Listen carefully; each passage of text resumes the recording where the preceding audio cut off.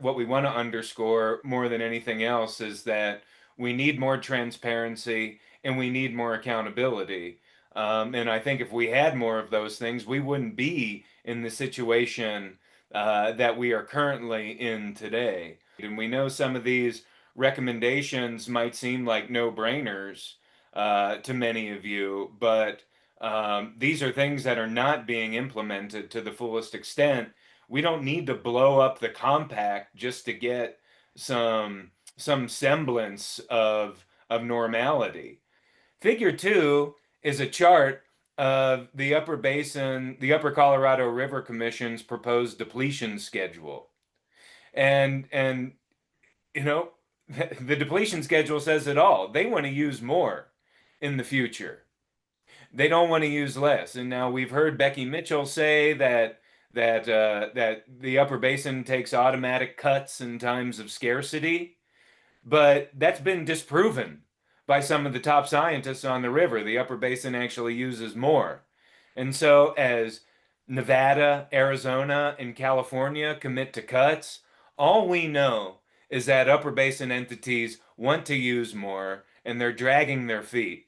And it's time that ends. So we titled the report "No Water Available" because when you look at state water law in Colorado and in Utah and in New Mexico and in Wyoming and in Nevada and in Arizona, there are provisions in state law that says that water has to be available in order for regulators to make appropriations.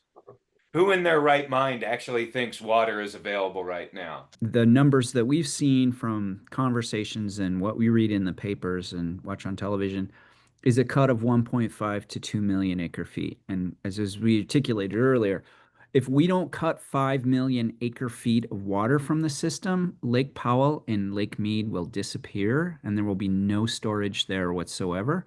And residents in Nevada and Arizona and California will not have their full water supply. And all we see is intransigence in the upper basin and a fantasy about talking about new diversions, about new uses of water supply currently being used in the lower basin. There is a varying conservation across the system for municipalities. And Utah is notoriously the worst water user in its municipalities. Colorado isn't that much better. I want to point out, as you know, you asked the question from Vegas, and the people from Southern California know this as well, and some folks in Arizona. You guys have cash for grass, cash for grass programs, and they've been very, very effective. There is not one cash for grass program that is in remotely substantial in the state of Colorado. City of Fort Collins has a very small pilot project. There's a couple other pilot projects. Got the city of Greeley. Denver Water has no cash for grass program, none. And they're actually building a new massive dam diversion right now.